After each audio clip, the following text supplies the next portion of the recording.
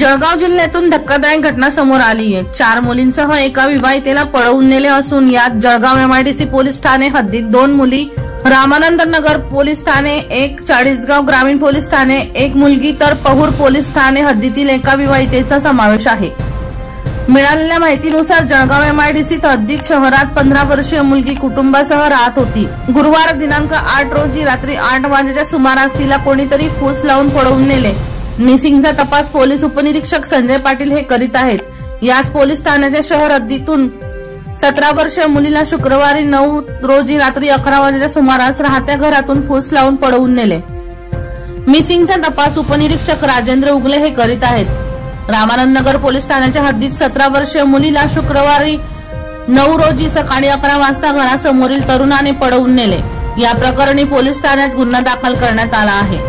तपास सहाय्यक पोलीस निरीक्षक विठ्ठल पाटील हे करीत आहेत।